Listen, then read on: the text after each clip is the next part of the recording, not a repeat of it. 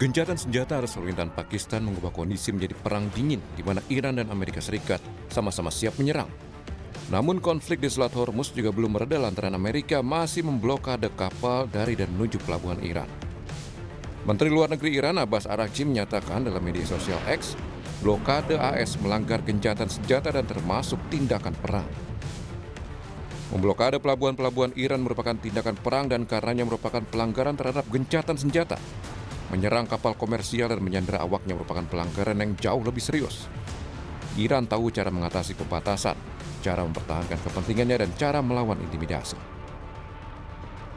Amerika Serikat berdalih menunggu Iran ke meja perundingan di masa injury time gencatan senjata. Meski demikian, Presiden Amerika Serikat Donald Trump bilang siap untuk melanjutkan pemboman Iran jika pembicaraan tidak berjalan dengan baik. Ini kali kedua dalam sepekan, Trump menyampaikan narasi siap menjatuhkan bom ke Iran. Sebelumnya, Trump menyampaikan ancamannya pada Sabtu pekan lalu. Pakar militer Iran menilai ketidakpercayaan dan tidak ada jaminan internasional, Amerika Serikat akan memenuhi komitmen, menyebabkan Iran enggan berdialog. Hal itu menyebabkan peralihan ke perang psikologis.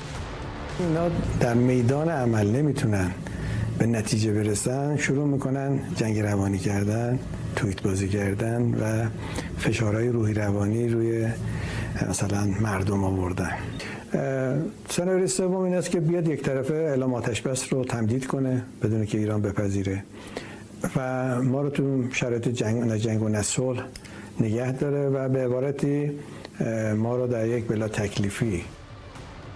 Sementara itu, pakar hubungan internasional Universitas Parahyangan, Julius Purwadi, menilai pembukaan blokade Selat Hormuz menjadi kunci perundingan lanjutan Iran dan AS. Termasuk permintaan Iran yang disebut sebagai prekondisi supaya bisa berunding, yaitu blokade.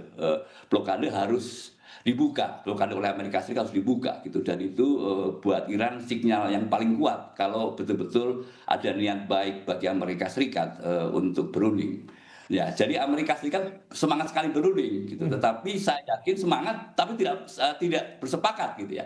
Semangat pada akhirnya tidak mengambil bangun kesepakatan. Itu kan sama saja sebetulnya, ini bermain-main dengan narasi gitu ya, seolah-olah bahwa Amerika Serikat itu pro diplomasi gitu ya.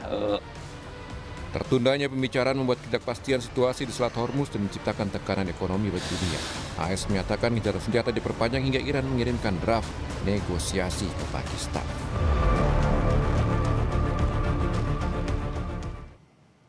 Saudara, perpanjangan gencatan senjata tanpa batas waktu, namun Amerika Serikat masih tetap memblokade Hormuz dan bilang perpanjangan gencatan senjata ini untuk kasih waktu Iran susun proposal perundingan karena ada konflik internal di Iran. Arah perpanjangan gencatan senjata Amerika Serikat ini betulkah untuk ke negosiasi atau justru persiapan agresi selanjutnya? Berikut pandangan jurnalis senior harian Kompas dan Kompas.id, Antonius Tommy Trinugroho.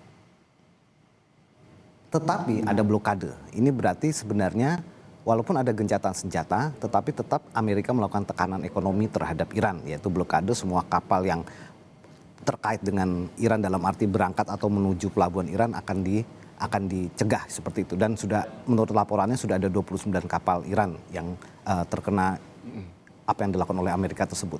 Satu sisi Iran juga punya kartu lain, yaitu dia kembali melakukan tekanan pada Selat Hormuz. Dan kita tahu insiden terakhir juga sudah disampaikan oleh Kompas TV, tadi ada beritanya ada 2 kapal yang diserang.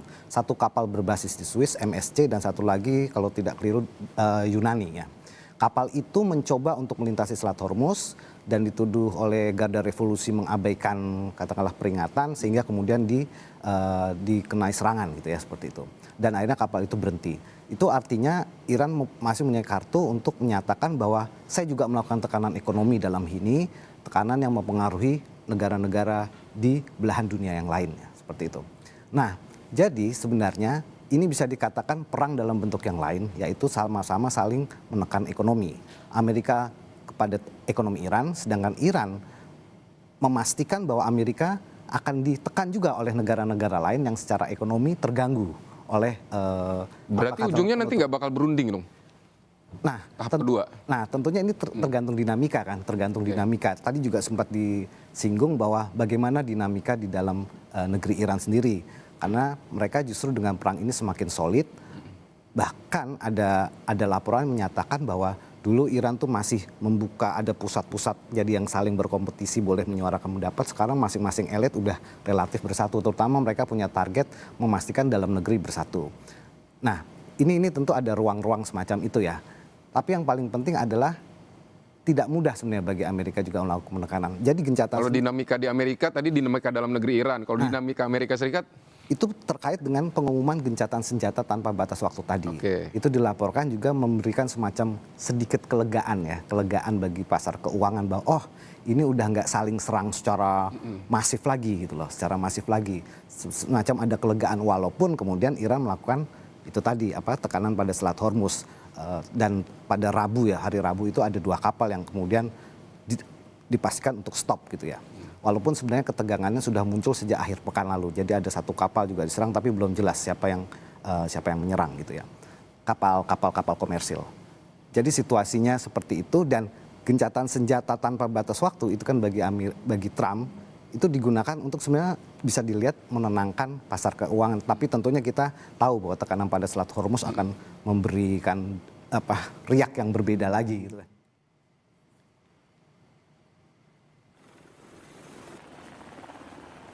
Militer Amerika Serikat menahan kapal tanker MT Tiffany di perairan Samudra Hindia.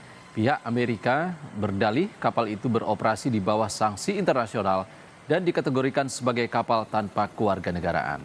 Komando Indo-Pasifik Amerika Serikat bertanggung jawab mengawasi operasi di Samudra Hindia dan Pasifik, berbeda dengan Komando Pusat Amerika Serikat yang bertanggung jawab atas Selat Hormuz.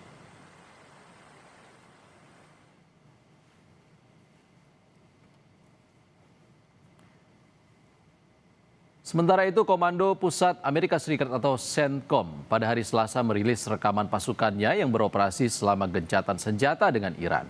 Video muncul usai Presiden Donald Trump mengumumkan perpanjangan gencatan senjata secara sepihak. Rekaman menunjukkan jet lepas landas saat personel militer melakukan berbagai tugas teknis. Tanggal dan lokasi pasti rekaman yang digunakan oleh CENTCOM tidak dapat diverifikasi secara independen. CENTCOM menuliskan pasukan Komando Pusat Amerika Serikat tetap siap.